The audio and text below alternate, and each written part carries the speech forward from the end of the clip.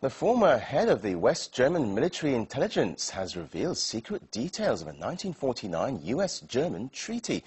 In his book, The German Card, Helmut Komosser accuses America and its allies of deliberately suppressing the nation's sovereignty. Our teaser Katerina Gochova reports from Berlin. Looking around Berlin these days, you wonder if there is anywhere else with so much freedom of expression.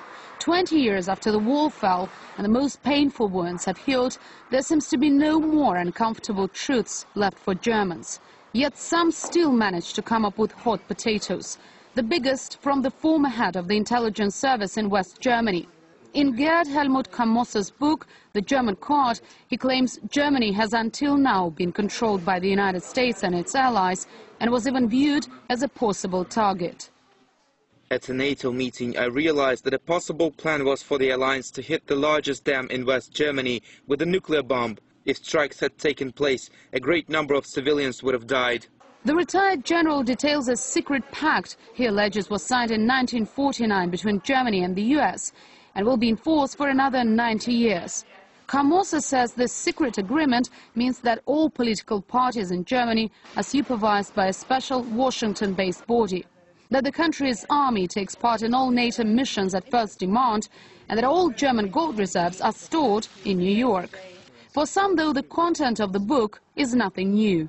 Remember the proposal of Prime Minister Putin to Germany to share with Russia the natural gas trading throughout Europe. It was done a couple of years ago, and German leadership answered this exactly the same way as German leadership answered the Soviet note of 1952, silence. But what is the reason for Germany not to participate in such a lucrative business as a natural gas trading throughout Europe through German network? Of course, somebody had to advise them not to rush immediately. Surprisingly, it was a small publisher from Austria, not Germany, who first became interested in the script. My personal opinion, it was obviously clear that the Democratic Republic of Germany was not a sovereign country, that it was really under the rule of Soviet Union. And if it comes out that also the Federal Republic of Germany was not a really sovereign country, I think it can change also the discussion about the history a bit. Reviews by the first readers quickly turned into heated debates on German television. The author was bombarded with criticism for doubting democratic principles brought to the country by the West. As a result, Komosser refused to give any more interviews and has even apologized for some uncomfortable chapters in the book. It's not every day that a chief of intelligence discloses secrets about a political regime. With some good promotion, this book could become a bestseller. But in Germany, its distribution is up against some difficulties.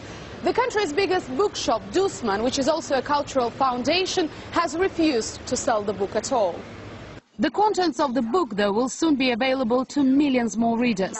The German Card has recently been translated into Russian. The publisher expects strong sales and believes the most heated debates are yet to come. Katerina Gochova, RT, Berlin.